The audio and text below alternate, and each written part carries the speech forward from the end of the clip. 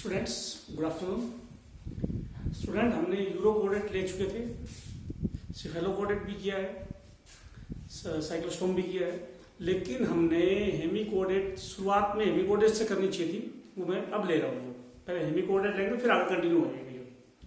तो Hemy caudate का अब मैं वीडियो ले रहा हूँ। जो हेमी कोडेट को हम कनेक्टिव लिंक बोलते हैं। कनेक्टिव लिंक का मतलब होता है दो ग्रुप के करंट शो करें। ये कोडेड और नॉन कोडेड दोनों का करंट शो करता है, इसलिए इनको हेमी कोडेड बोलते हैं। हेमी मतलब हाफ कोडेड। तुम बोलोगे इनके पास ऐसा क्या है जिसकी वजह से इनको हेमी बोला, हाफ कोडेड बोला, वो हम निकालेंगे। तो मैं हेमी कोडेड ले रहा हूं और पहले हेमी कोडेड की कैरेक्टरिस्टिक बता रहा हूं मुझे। एनिलिडा से लेके हेमी कोडेड तक की कैरेक्टरिस्टिक, कुछ हेमी कोडेड के अंदर कुछ ऐसे कैरेक्टरिस्टिक है जो सब में मिलते हैं। एनिलिडा, आर्थ्रोपोडा, मोलस्का, इकानोडर्मेटा, हेमीकोडेटा, इन सब कैरेक्टरिस्टिक कॉमन है, वो बता देता हूं क्या क्या है। देखो, एनिलिडा, आर्थ्रोपोडा, मोलस्का, इकानोडर्म और हेमीकोडेटा।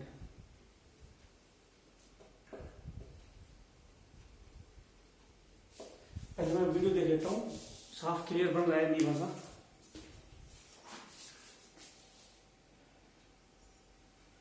ठीक है, तो स्टूडेंट, हेमीकोडेट के अंदर ऐसे कौन से कैरेक्टरिस्टिक है जो सब फाइलम के अंदर है, वो एक एक करके निकालते हैं। पहला, ट्रिप्लोब्लास्टिक।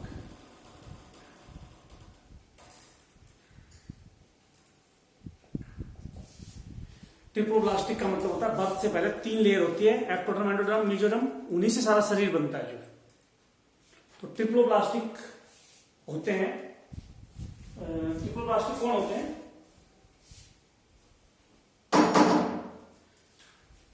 ये सारे फाइलम ट्रिप्लोब्लास्टिक है। मैं ट्रिप्लोब्लास्टिक और भी फाइलम है, लेकिन मैं यहां तक ले रहा हूं सिर्फ। ट्रिप्लोब्लास्टिक का मतलब है पूरा शरीर 3 लेयर से बनता है, एक्टोडर्म, एंडोडर्म और मेसोडर्म। तो इस हेमीकोडेट का भी इन सारे एनिमल का शरीर 3 लेयर से बना है, एक्टोडर्म, एंडोडर्म और मेसोडर्म से। ठीक है, next, organ system organisation. Organ system organisation, organ system organisation का मतलब होता है बॉडी में ऑर्गन सिस्टम होना, कई ऑर्गन मिल के काम करना। जैसे एलिमेंट्री कैनाल होती है, उसमें कौन कौन से ऑर्गन होते हैं? Buccal cavity, pharynx, oesophagus, stomach, intestine, ऐसे नहीं होते। तो कई ऑर्गन से ऑर्गन सिस्टम बनता है।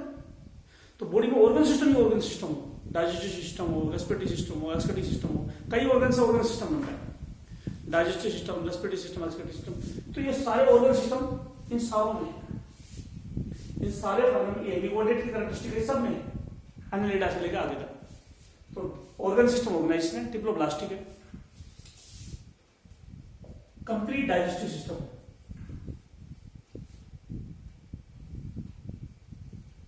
अब ये सिर्फ डाइजेस्टिव सिस्टम की बात है, सारों में नहीं है। ऑर्गन सिस्टम सारों में बात नहीं कर रहा हूं। कंप्लीट डाइजेस्टिव सिस्टम का मतलब होता है ऐसी एलिमेंट्री कैनाल जिसमें माउथ भी है और एनस भी है। ऐसी एलिमेंट्री कैनाल जिसमें माउथ एनस दोनों हो, उसको कंप्लीट डाइजेस्टिव सिस्टम बोलते हैं। तो सभी में एनिलिडा से लेकर आगे माउथ एनस सारों में। तुम बोलो कि इकानोडर्म में एक क्लास थी ओफियोरॉयडिया, जिसमें ब्लाइंड सेक बॉडी प्लान था, जो या जिसमें एलिमेंट्री कैनाल में माउथ था, एनस नहीं था। तो कंप्लीट डाइजेस्टिव सिस्टम तब बोलते हैं जब माउथ भी हो, माउथ से फूड ले, एनस से निकल जाए। अगर फूड माउथ से ले और उधर के ही निकले तो इनकम्प्लीट एलिमेंट्री कैनाल है। ये दोनों एक जैसी टर्म है, कंप्लीट डाइजेस्टिव सिस्टम और tube within tube body plan. Tube within tube body plan, दोनों एक जैसे लग रहे हैं। टू विद इन टू का मतलब होता है एलिमेंट्री कैनाल पूरी बॉडी के अंदर है, और एलिमेंट्री कैनाल में 2 छेद है, माउथ और एनस के। तो एक तो एलिमेंट्री कैनाल की ट्यूब है और एक पूरी बॉडी की ट्यूब है। तो टू विद इन टू इसको बोलते हैं। लेकिन सिर्फ एलिमेंट्री कैनाल की बात करो, उसमें एनस है या नहीं है तो कंप्लीट डाइजेस्टिव सिस्टम, और नहीं है तो इनकम्प्लीट डाइजेस्टिव सिस्टम। अगर एनस है तो कंप्लीट डाइजेस्टिव सिस्टम है, एनस नहीं है तो इनकम्प्लीट डाइजेस्टिव सिस्टम। तो सभी के अंदर सारे फाइलम में एक पूरी बॉडी की ट्यूब है और एक एलिमेंट्री कैनाल की ट्यूब है जिसमें माउथ एंड दोनों है। तो कंप्लीट ये होगा tube with in tube body plan. और सिर्फ मैं बॉडी की बात ना करूं, एलिमेंट्री कैनाल की बात करूं, तो इसमें mouth and essentially complete digestive system बोलेंगे। दोनों एक जैसे हैं, एक एलिमेंट्री कैनाल की ट्यूब है, एक बॉडी की ट्यूब है, इसको बोलते हैं tube with in tube body plan. लेकिन एलिमेंट्री कैनाल की बात करूं, माउथ एंड दोनों हो तो कंप्लीट डाइजेस्टिव सिस्टम बोलते हैं, वरना इनकम्प्लीट बोलते हैं। तो इन सबके अंदर ऐसा ही है, सबके अंदर 3 जर्म लेयर से पड़ा है, ट्रिप्लोप्लास्टिक है, 3 जर्म लेयर बोलते हैं, एंडोडर्म, एंडोडर्म, मेसोडर्म। ऑर्गेनाइजेशन सबके अंदर ऑर्गन सिस्टम है, digestive system, respiratory system, excretory system ऐसे ही। अच्छा, और एलिमेंट्री कैनाल की बात करते हैं, माउथ एंड दोनों है तो कंप्लीट है। और ट्यूब विद इन ट्यूब मतलब 2 ट्यूब है, एक बॉडी की ट्यूब है, एक एलिमेंट्री कैनाल की ट्यूब है, ये सब में है। चलो और लो, और क्या क्या खास बातें की।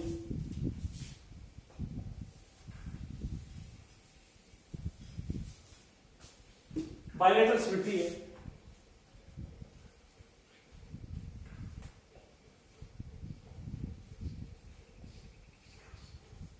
बायलैटरल सिमेट्री का मतलब होता है, मैंने बता रखी है, मैं बताऊंगा नहीं, एक प्लेन में काटने के बाद 2 हिस्से एक जैसे बन जाए। तो बायलैटरल सिमेट्री तुम बोलोगे इसमें तो एकानोडर्म्स में नहीं, एकानोडर्म्स के अंदर तो जो है लार्वा बायलैटरल सिमेट्री शो करता है, अडल्ट रेडियस शो करता है, लेकिन लार्वा करता तो है। नॉर्मली इनके अंदर सबके अंदर बायलैटरल सिमेट्री होती है जो, और लार्वा सभी के अंदर है, एक्सेप्शन कुछ एक्सेप्शन को छोड़ो, लार्वा प्रेजेंट, और लार्वा प्रेजेंट ऐसे डेवलपमेंट को क्या बोलते हो, indirect development, indirect development. Larva है इसलिए डेवलपमेंट को इनडायरेक्ट डेवलपमेंट बोलेंगे। तो अगर एग्जाम में क्वेश्चन आ जाए, अगर तुम बोर्ड के क्वेश्चन दे रहे हो, +1 में एग्जाम तो दोगे बोर्ड वाले, एनुअल एग्जाम्स, बोर्ड के नहीं एनुअल एग्जाम्स की बात करो, तो उसमें कैरेक्टरिस्टिक पूछ ली जाए, एलिडाइड बताओ, आर्थ्रोपोडा बताओ, मोलस्कन बताओ, ये सारे कैरेक्टरिस्टिक कॉमन है, 7 कैरेक्टरिस्टिक कोई भी लिख दोगे, एक याद करो 7 पर अप्लाई हो जाएगी। तो ये थे इनके कैरेक्टरिस्टिक्स। अब मैं उठाऊंगा हेमिकोडेट को डिटेल के लिए, बेसिक बात बताइए मैंने जो, अब मैं इसकी डिटेल निकालूंगा हेमिकोडेट की।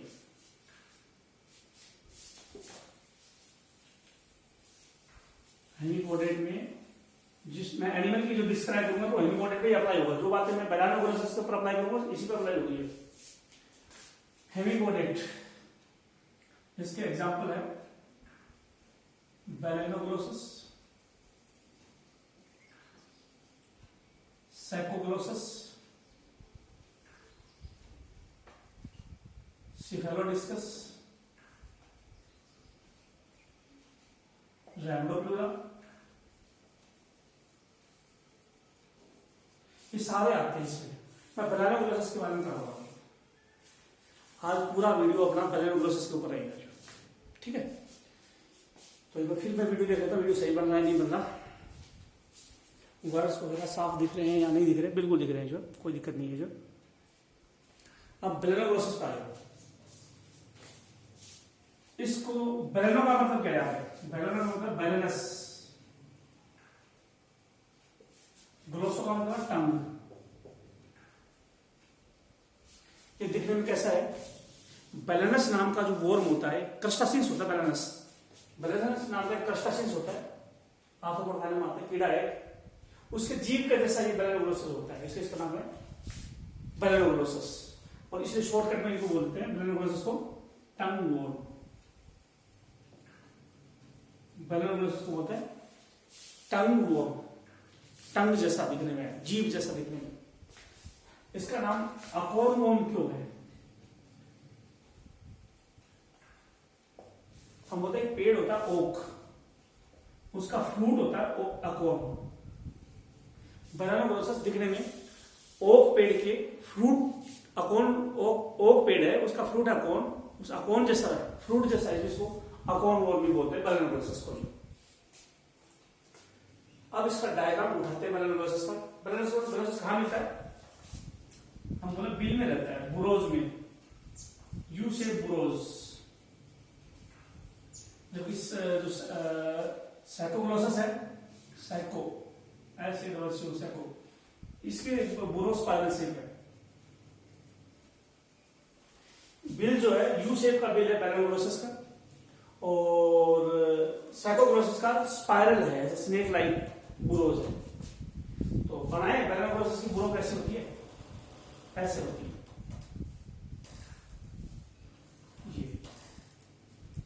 ये बैलेनोग्लोसस। तुम बोलोगे यू शेप की नहीं है, यू शेप की तब बनती है बीच में कुछ ना होता, ये ना होता, ऐसे होता। हम बोलते हैं ये यू शेप की है बुरो। बैलेनोग्लोसस की बुरोज यू शेप की ऐसे है, और इधर से तो फूड लिया जाता है और इधर इसका लैट्रिन होता है, तो फेकल पैलेट होती है, जो फेकल एफेसिस जो है उसके टुकड़े होते हैं। फेकल पैलेट एफेसिस इधर होता है, इधर फूड होता है, और इधर से इसने बिल बनाया है, इधर से बुरो किया है, ब्रोइंग साइड अंदर, इधर के घुस के अंदर रह गया, फिर इधर से खाना खा रहा है और इधर से लैट्रिन बाहर जा रहा है। ऐसा होता है बैलेनोग्लोसस की बुरोज। अब मैं बैलेनोग्लोसस को ले रहा हूं, एक एक करके इसके पार्ट बताऊंगा, कौन कौन से पार्ट है, क्या क्या कैरेक्टरिस्टिक है बैलेनोग्लोसस के। बैलेनोग्लोसस की डिटेल पढ़ोगे कैरेक्टरिस्टिक अपना आप सारे याद हो जाएंगे। देखो शुरू करें बैलेनोग्लोसस। बैलेनोग्लोसस दिखने में इसके 3 पार्ट होते हैं शुरू में। पहला पार्ट होता है प्रोबोसिस। प्रोबोसिस को हिंदी में होता है सूंड, हाथी का जो सूंड होता है उसको बोलते हैं प्रोबोसिस। एलिफेंट जो दुनिया का सबसे बड़ा एनिमल है लैंड का, उसके प्रोबोसिस ऐसा है जिसका नाम प्रोबोसिस है। वैसे तो आफोम के प्रोस्टोमियम पार्ट पढ़ा था तुमने, आफोम में प्रोस्टोमियम पार्ट पढ़ा था आफोम का, उसके बराबर माना जाता है इसको। अच्छा, प्रोबोसिस के बाद दूसरा पार्ट आता है कॉलर। प्रोबोसिस का कॉलर, शर्ट का जैसे कॉलर होता है इस तरह ये कॉलर है, प्रोबोसिस से चौड़ा होता है कॉलर। और उसके बाद जेनेट ट्रंक आएगा, उसके 3 पार्ट है, सबसे चौड़ा पार्ट, उससे थोड़ा कम चौड़ा पार्ट और सबसे कम चौड़ा पार्ट। तीसरा पार्ट जो है वो है ट्रंक।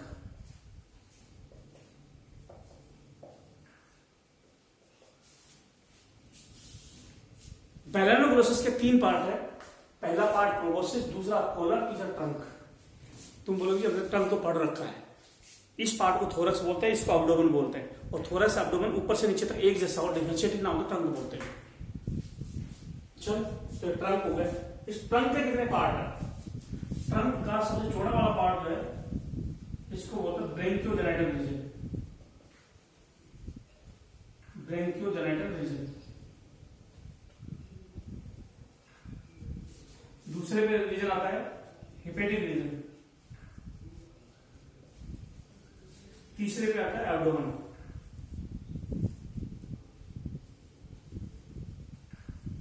यू बोलो हमारे अंदर भी ये ट्रंक ही है, नीचे का एब्डोमेन है, ऊपर थोरक्स है, तो इसका थोरक्स बढ़ गया है ब्रेंकियोजेनिटल और हेपेटिक रीजन में। एब्डोमेन तो है ही लास्ट में, पेट तो इसका है ही, और लास्ट में इसके एनस है, तो इनवर्टिब्रेटेड टेल तो होगी एनएस के बाद में, एनएस टिप पार्ट होगा, तो ये एनएस है, टिप पार्ट पे एनएस है, तो टेल नहीं होगी इसके अंदर जो है।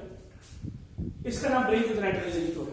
क्योंकि इस हिस्से में गिल्स भी है और गोनड भी है, टेस्टिस ओवरी भी है। ब्रेंकियोजेनिटल का मतलब होता है गिल्स भी है, ब्रेंकियो मतलब गिल्स प्लस गोनड, गिल्स और गोनड इस ब्रेंकियोजेनिटल रीजन में है। तुम बोलोगे हेपेटोलॉजिस्ट तो लीवर का डॉक्टर होता है, हेपेटाइटिस लीवर की बीमारी होती है, हिपेटो तो लीवर के लीवर होता है, जो हेपेटिक सिक्का क्यों बोलते हैं ना, हेपेटिक रीजन क्यों बोलते हैं? तो इसमें स्पेशल स्ट्रक्चर है हेपेटिक रीजन में, इंटेस्टाइन के साथ हेपेटिक सिक्का अराइज हो रखी है, कुछ ट्यूब है, ट्यूब को सिक्का बोल देते हैं। लीवर का फंक्शन करने वाली कुछ ट्यूब है जिनको हेपेटिक सिक्का बोलते हैं, वो इंटेस्टाइन में होती है, इस हिस्से में होती है। हेपेटिक सिक्का है इस हिस्से में, इसलिए इसको हेपेटिक रीजन बोलते हैं। हेपेटिक सिक्का होने की वजह से हेपेटिक रीजन बोलते हैं। चलो आप शुरू करते हैं कि पार्ट पे एक एक करके उठाता हूं। प्रोबोसिस पार्ट पहला पार्ट है, इसमें सीलिया भी होते हैं और मसल भी होती है।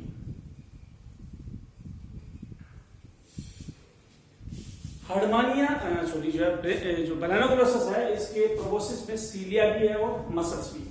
सीलिया की हेल्प से पानी में तैरेगा, सीलिया किसमें हेल्प करेंगे? वाटर में स्विमिंग में हेल्प करेंगे। तो इसकी मसल्स की हेल्प से मूवमेंट होगा पेरिस्टालसिस मूवमेंट।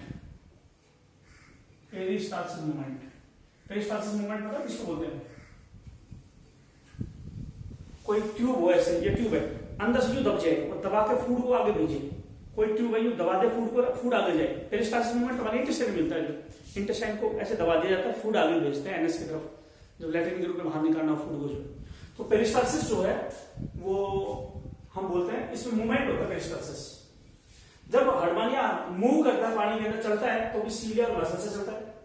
और कई बार तो ये फॉस्फोरियल एनिमल है, तो फॉस्फोरियल एनिमल है हडमानिया, सॉरी बैरागोसिस।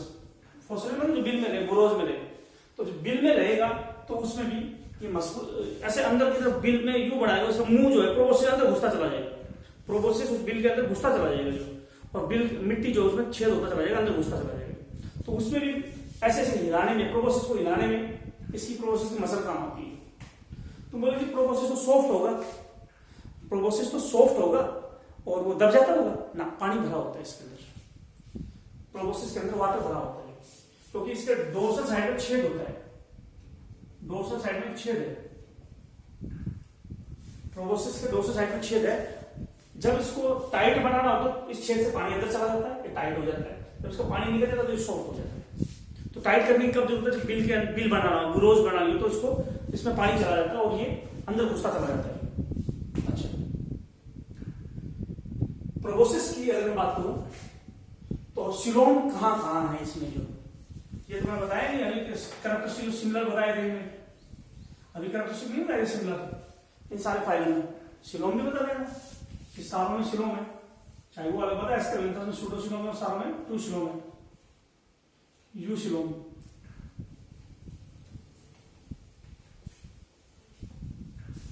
ट्रू सिलोम होती है, फाल सिलोम मेम्ब्रेन से कवर्ड नहीं होती, ट्रू सिलोम मेम्ब्रेन से कवर्ड होती। तो ट्रू सिलोम होती है। पहले मैं कुछ सिलोम पे कुछ वर्ड लेऊंगा, बहुत सुना। प्रोबोसिस जो होता है इसका दूसरा नाम है प्रोसोमा, इस पार्ट का प्रो मतलब आगे का, सोमा मतलब पार्ट, बॉडी पार्ट। कॉलर का दूसरा नाम है मीजोसोमा, और इसका जो ट्रंक है इसका दूसरा नाम है मेटासोमा। यानी बैरानोग्रोसस जो है इसकी बॉडी के 3 पार्ट होते हैं, प्रोसोमा, मीजोसोमा, मेटासोमा। प्रोबोसिस का दूसरा नाम प्रोसोमा है, और कॉलर का दूसरा नाम मीजोसोमा है, और ट्रंक का दूसरा नाम मेटासोमा है। प्रोसोमा, मीजोसोमा, मेटासोमा, इन तीनों के अंदर सिलोम है। प्रोसोमा की सिलोम को बोल दो प्रोसिलोम बोल दो, या प्रोबोसिस सिलोम बोल दो, प्रोबोसिस सिलोम। मीजोसोमा का सिलोम मीजोसिलोम बोल दो, मीजोसिलोम बोल दो, या कॉलर में है इसलिए इसको बोले कॉलर सिलोम। मेटासोमा को इसको मेटासिलोम बोल दो, मेटासिलोम बोल दो, या ट्रंक सिलोम बोल दो। ऐसे सिलोम होती है इनके अंदर। लेकिन प्रोबोसिस की जो सिलोम सिंगल है, जो कॉलर और ट्रंक की सिलोम बीच में मेम्ब्रेन है, मिजेंट्री है, जिसकी वजह से सिलोम 2 पार्ट में बढ़ गई। यहाँ 1 सिलोम है, या 2 सिलोम है, या 2 सिलोम। वैसे तो बोलते हैं इसको ट्राइसिलोमिक। बैरानोग्रोसस को ट्राइसिलोमिक बोलते हैं, 3 सिलोम होती है, जो एक प्रोबोसिस में, एक कॉलर में, एक ट्रंक में। लेकिन दो में बढ़ी होती है, इसको 3 सिलोम काउंट करेंगे। कॉलर के अंदर सिलोम 2 में बढ़ गई है, और एब्डोमेन में सिलोम 2 पार्ट में बढ़ गई है। अच्छा, प्रोबोसिस और कॉलर के बीच में माउथ होता है। माउथ की पोजीशन कहां होती है? माउथ। अगर एग्जैक्ट कोई क्वेश्चन पूछे तुम्हारे से कि बैरानोग्रोसस में माउथ कहां होता है, मुंह कहां होता है बैरानोग्रोसस में, क्या जवाब दोगे? प्रोबोसिस और कॉलर के बीच में, प्रोबोसिस कॉलर के बीच में। अच्छा, माउथ हो गया। फिर इसकी बकल कैविटी आएगी, माउथ के बाद आगे बकल कैविटी। और बकल कैविटी से बहुत इंपॉर्टेंट स्ट्रक्चर अलाइन हुई है, वो मैं बताता हूँ 2 मिनट बाद, 1 मिनट बाद। देखो, नोट कर लो, पहले मैं बताता हूँ ये।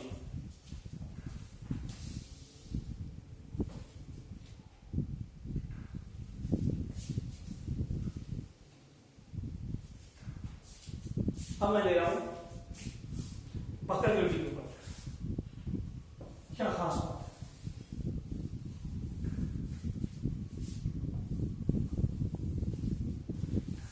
बक्कल कैविटी जो होती है,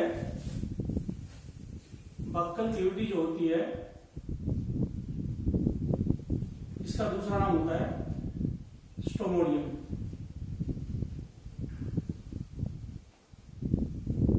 बक्कल कैविटी का दूसरा नाम होता है स्टोमोडियम। और बक्कल कैविटी या स्टोमोडियम से एक स्पेशल आउटग्रोथ निकलती है जिसका नाम है स्टोमोकोड। बहुत इंपॉर्टेंट स्ट्रक्चर है। स्टोमोकोड क्या होती है? स्टोमोडियम या buccal cavity outgrowth. Buccal cavity की आउटग्रोथ ऊपर की तरफ एक उभार है, एक रोड बन गई है बक्कल कैविटी से स्टोमोडियम से, उसका नाम है स्टोमोकोड। स्टोमोकोड का दूसरा नाम है बक्कल डायवर्टिकुलम। बक्कल कैविटी से डाइवर्ट होकर स्ट्रक्चर गई है। स्टोमोकोड या बक्कल कैविटी से निकला है, इसलिए बक्कल डायवर्टिकुलम इसको बोलेंगे। इस स्ट्रक्चर की वजह से इसको हेमिकोडेट कहा है। समझे इसको हेमिकोडेट क्यों कहा, आधा कोडेट क्यों कहा, कौन सा कैरेक्टरिस्टिक इसके पास कोडेट का है? ये स्टोमोकोड। साइंटिस्ट कंफ्यूज हो गए थे, बोले ये तो बक्कल, ये तो नोटोकोड है, वहां नोटोकोड है तो रखो इसको कोडेट में, लेकिन और कैरेक्टरिस्टिक तो गुजरा है इसके पास नॉन कोडेट के, तो बोला फिर ये नॉन कोडेट है, इनको बीच का रखा गया। पहले इसको स्टोमोकोड होने की वजह से इसको कहां रखा था? स्टोमोकोड होने की वजह से कहां रखा था इनको? इसमें स्टोमोकोड देखा गया बैलोग्लोसिस में, और इसको नोटोकोड मान लिया गया, इसको कोडेट में रख दिया गया। बाद में कुछ साइंटिस्ट बोले नोटोकोड नहीं है तो बक्कल कैविटी आउटग्रोथ है, निकालो इसको, फिर इसको नॉन कोडेट में रखा गया। फिर आगे नॉन कोडेट है। स्टोमोकोड काट के देख कैसा होता है, देखने में स्टोमोकोड ऐसा होता है।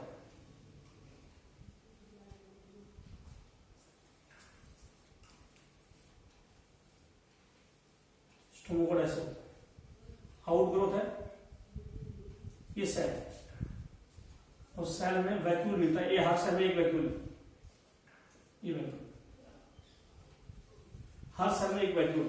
वैक्यूल की वजह से और साइंटिस्ट कंफ्यूज हो गए, बोला नोटोकोड ही है, तो बोला जो नोटोकोड होते हैं उसमें वैक्यूलेटेड सेल होती है, इसमें भी वैक्यूलेटेड सेल है, तो ये नोटोकोड है।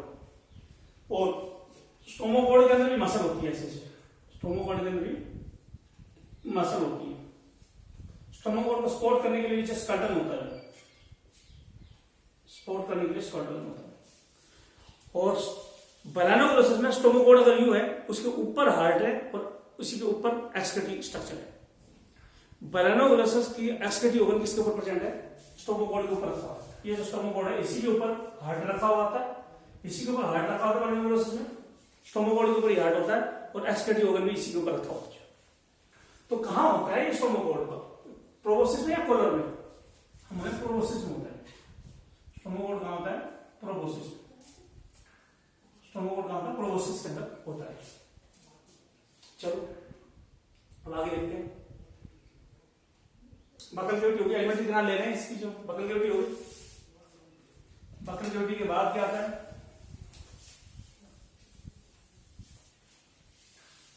ये माउथ हो गया, ये बक्कल कैविटी होगी, और ये फेरिंग्स हो गया। फेरिंग्स की कोई खास बात, इसमें ऐसे ऐसे गिल स्लिट होती है। गिल स्लिट और गिल्स में डिफरेंस समझते हो? दो गिल के बीच में स्पेस को गिल स्लिट बोलते हैं। गिल्स तो वो है जहां एयर का एक्सचेंज होता है, ऑक्सीजन CO2 का एक्सचेंज होता है, उसमें ब्लड सप्लाई होती है। ऐसे पानी आएगा, ऑक्सीजन इस गिल्स की ब्लड में चली जाएगा, CO2 बाहर आ जाएगी। जो लंग्स में जैसे गैस का एक्सचेंज होता है उसी तरह गिल्स में होता है। ऑक्सीजन पानी में से निकल के गिल्स में चली जाएगी ब्लड में, और CO2 बाहर आ जाएगी।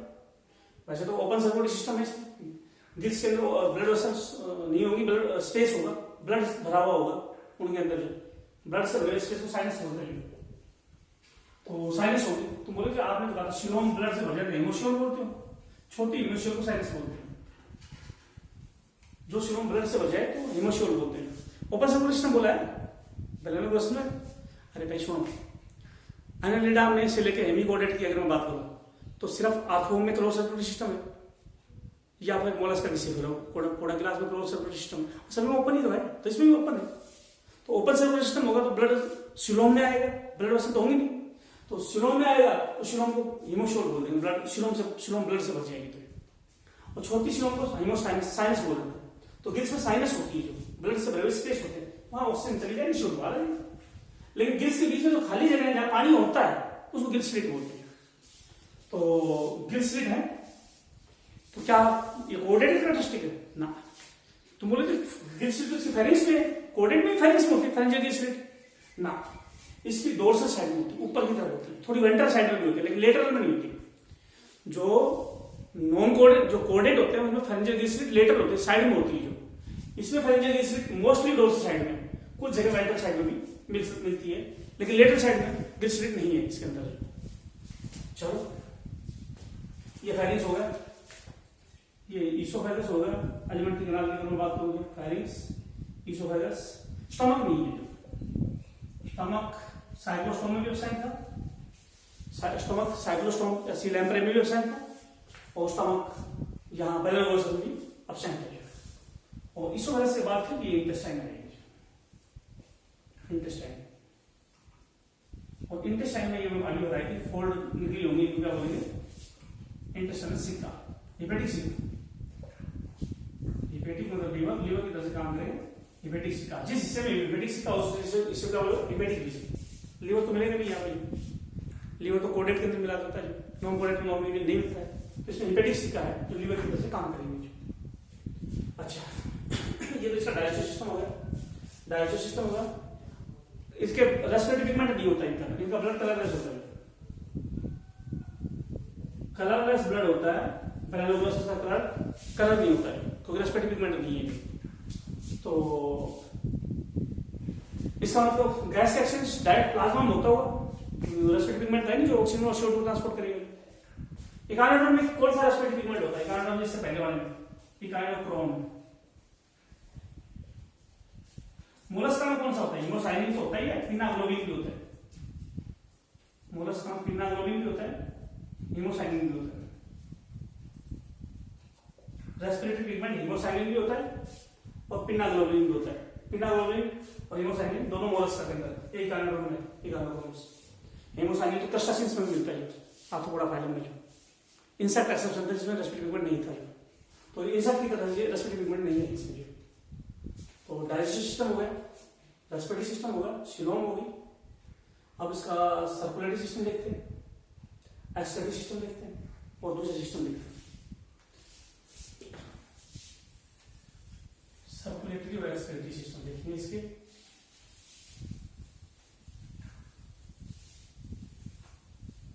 सर्कुलेटरी एक्सक्रीटरी देख रहे हैं, लेकिन एक बात याद रखना, hemichordata phylum exclusive marine, exclusively marine. तो कितने फाइलम में इकट्ठे बता दो ना, एक्सक्लूसिव मैराइन कौन से जो सी के अलावा कहीं मिलेंगे नहीं animal? Ctenophora. Exclusive marine phylum कौन से है? टीनोफोरा। तो ये सी के अलावा कहीं नहीं मिलेगा। एक्सक्लूसिव मैराइन मतलब सिर्फ सी में मिलेगा, हवा लैंड पे वाटर नहीं मिलेगा, फर्स्ट वाटर नहीं मिलेगा। टीनोफोरा, इकाइनोडर्मेटा,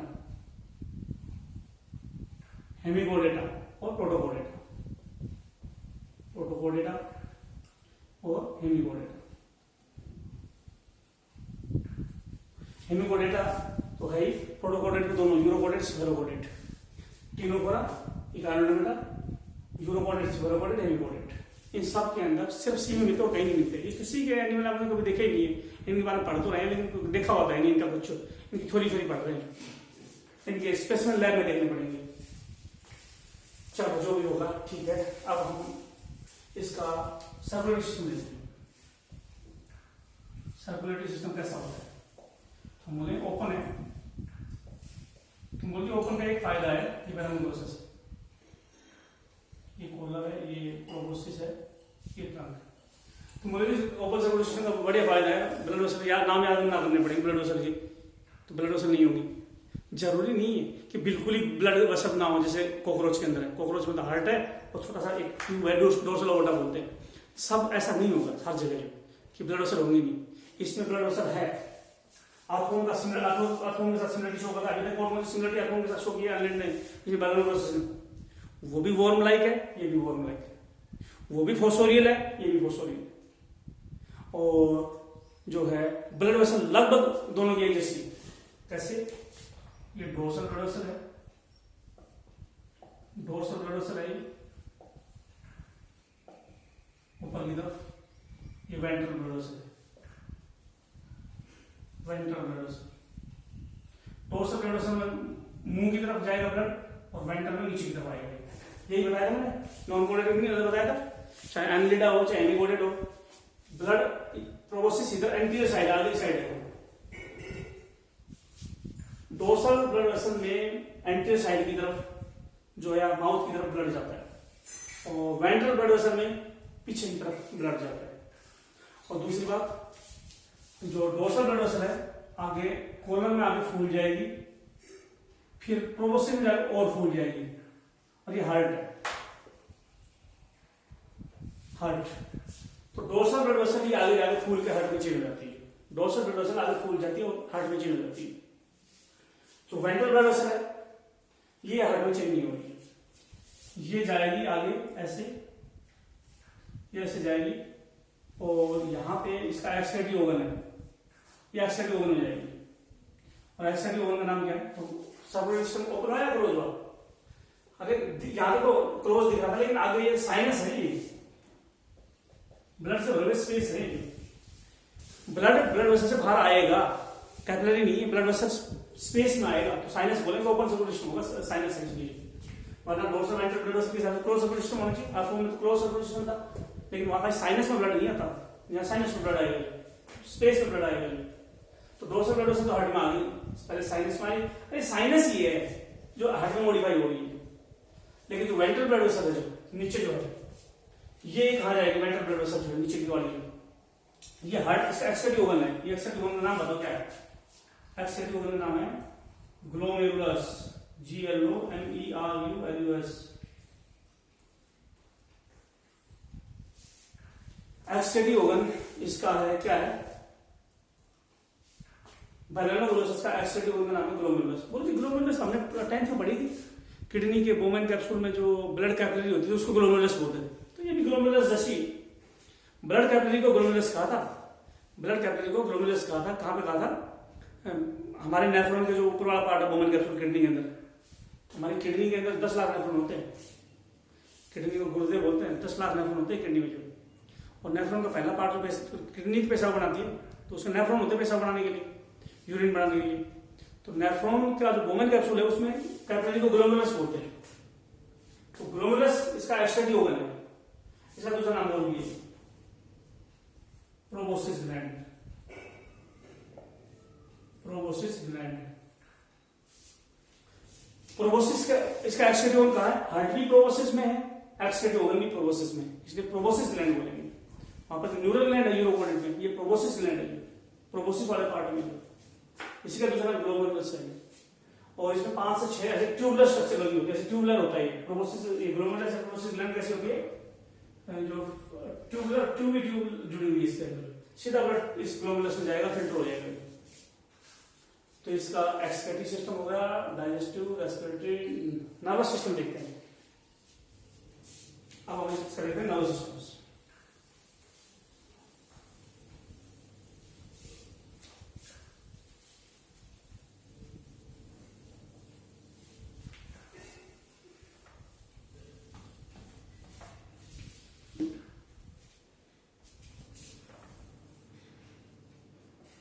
नर्वस सिस्टम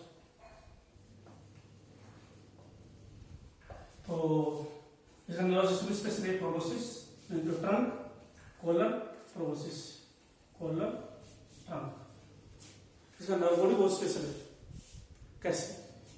मैंने ये बताया था, कोडेट का नर्व बॉडी होता है वेंट्रल साइड, नॉन कोडेट का होता है ऊपर की तरफ डोर्सल साइड। इसमें दोनों, ये डोर्सल नर्व बॉडी, जैसा ब्लड वेसल डोर्सल वेंट्रल है, उसका नर्व बॉडी भी दो है। ये डोर्सल नर्व बॉडी, ऊपर वाला होगा डोर्सल नर्व बॉडी और नीचे वाला होगा वेंट्रल नर्व बॉडी। इसके दो नर्व बॉडी, ऊपर को डोर्सल बोलेंगे, नीचे को वेंट्रल बोलेंगे। लेकिन वेंट्रल वाला तो ट्रंक में रहेगा, डोर्सल वाला तो कॉलर में आ जाएगा।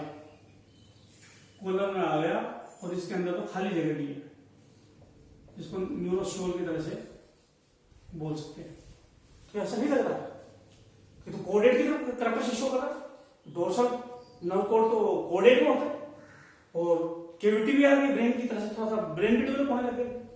लेकिन नीचे वाला नर्व कोड जो है वो नॉर्मल है, इसकी इस यहाँ पर नहीं है, कॉलम में नहीं है।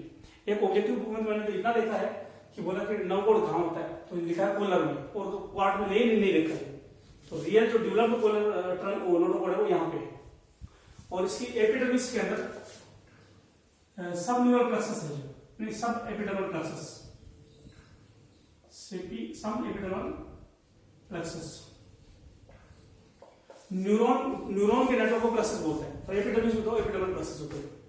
इसकी एपिडर्मिस होती है, स्किन को ही बोलते हैं एपिडर्मिस। उसमें नव है, उनको कर रहे न्यूरॉन्स को सब एपिडर्मल प्लेक्सस। एक एपिडर्मिस की खास बात को याद रखना मुझे, एपिडर्मिस एक सिंगल लेयर होते हैं और मल्टी लेयर होती है। सिंगल लेयर, अरे भाई ये स्किन है, हमारी स्किन, हमारी बॉडी का सबसे बड़ा पार्ट कौन सा है? स्किन। तो बोलिए हमारा लीवर होता है सबसे बड़ा पार्ट ना, लीवर सबसे बड़ी ग्लैंड है। सबसे बड़ा पार्ट कौन सा? तुम बोलो ग्लैंड, तो थायराइड हार्मोन की सबसे बड़ी ग्लैंड है। हमारी बॉडी का सबसे बड़ा पार्ट कौन सा है? स्किन। सबसे बड़ा ऑर्गन लीवर, सबसे बड़ा ऑर्गन हो गया, और सबसे बड़ी ग्लैंड भी, सबसे बड़ा ऑर्गन तो स्किन हो गया, सबसे बड़ी ग्लैंड लीवर होगी, एक्सोक्राइन ग्लैंड।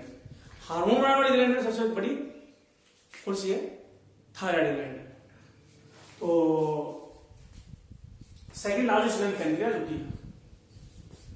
तो मैंने क्या था, स्किन जो लार्जेस्ट ऑर्गन है हमारी बॉडी का, इसके दो पार्ट होते हैं। स्किन मसल के ऊपर है पूरी, इसके दो पार्ट है, एपिडर्मिस और डर्मिस। स्किन के दो पार्ट है, एपिडर्मिस और डर्मिस। एपिडर्मिस याद रखना, वर्टिब्रेट का मल्टी लेयर होता है। एपिडर्मिस को डायग्राम बनाते हैं, कई लेयर दिखाते हैं, वो वर्टिब्रेट की होती है। तो प्रोटोकोडेट और नॉन कोडेट, उनमें एपिडर्मिस सिंगल लेयर होती है। कॉकरोच वगैरह का डायग्राम बनाया हो या किसी एनिमल की एपिडर्मिस ड्रा की हो तो सिंगल लेयर ड्रा करनी पड़ेगी। नॉन कोडेट की एपिडर्मिस होती है सिंगल लेयर, वर्टिब्रेट की मल्टी लेयर होती है, प्रोटोकोडेट की सिंगल लेयर एपिडर्मिस होती है। तो ये था इसका नर्वस सिस्टम। और आगे, अब इसके आगे लेते हैं रिप्रोडक्टिव सिस्टम। रिप्रोडक्टिव सिस्टम लेते हैं, ये लास्ट है इसका रिप्रोडक्टिव सिस्टम।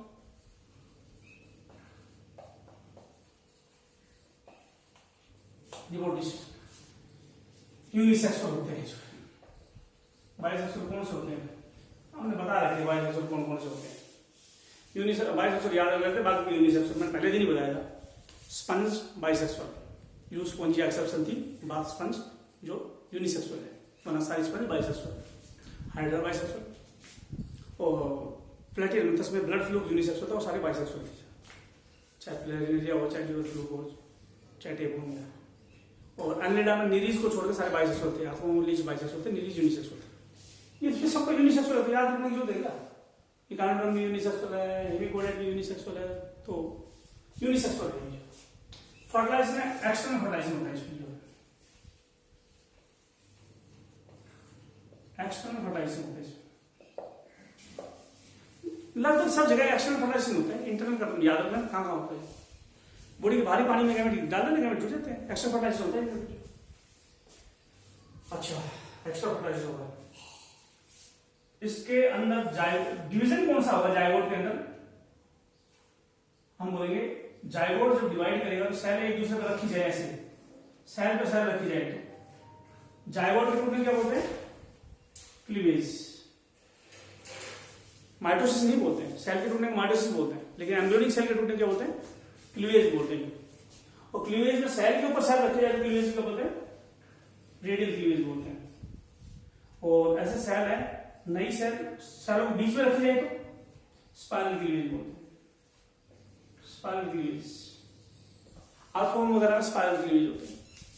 जबकि इकाइनोडर्म छोड़ो, हेमिकोडेट और कोडेट में रेडियल क्लीवेज है। ये कैरेक्टरिस्टिक इसके पास कोडेट का है, रेडियल क्लीवेज है।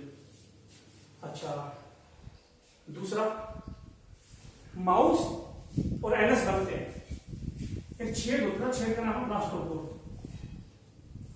ब्लास्टोपोर एम्ब्रियोनिक स्टेज में एक छेद होता है। अगर वो माउथ में छेद हो तो बोलते हैं सेल को प्रोटोस्टोमस। और ऐसे एनिमल जिसमें ब्लास्टोपोर एनएस में चेंज हो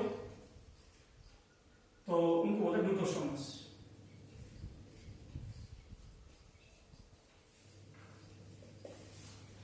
ब्लास्ट एम्ब्रियोनिक स्टेज में एक छेद होता है ब्लास्टोपोर, उस ब्लास्टोपोर से अगर माउस बनेगा तो प्रोटोस्टोमस एनिमल बोलेंगे, एनएस बनेगा तो बोलेंगे ड्यूटोस्टोमस एनिमल। तो इंसान सारे कोडेड ड्यूटोस्टोमस होते हैं, ये भी ड्यूटोस्टोमस है। हेमिकोडेड इकानोडर्म दोनों ही ड्यूटोस्टोमस है, दोनों ही कोडेड कैरेक्टरिस्टिक शो करते हैं। इकानोडर्म और हेमिकोडेड दोनों ड्यूटोस्टोमस है, कोडेड कैरेक्टरिस्टिक शो करते हैं। प्रोटोस्टोमस और लगभग एनिमल जो है लगभग नॉन कोडेड प्रोटोस्टोमस होते हैं। और एंटियोसिलस सिलोम, सिलोम ऑर्गन की बात कैविटी को बोलते हैं। तो एक मैंने बताया साइलोसिलोम होती है, साइलोसिलोम होती है, एक एंटियोसिलोम होती है। इनकी डिटेल तो सिलोम कैसे बनती है तब पढ़ेंगे, जो है सिलोम के ऊपर ज्यादा हम लेंगे नहीं, सिलोम के ऊपर हम तो एक एक करके फाइलम ले रहे हैं जो। तो साइलोसिलोम जो होती है मीजोडर्म के टूटने से बनती है। एक्टोडर्म एंडोडर्म मीजोडर्म होती है, टूट जाती है, उसके अंदर स्पेस आ जाता है, वो साइलोसिलोम होता है।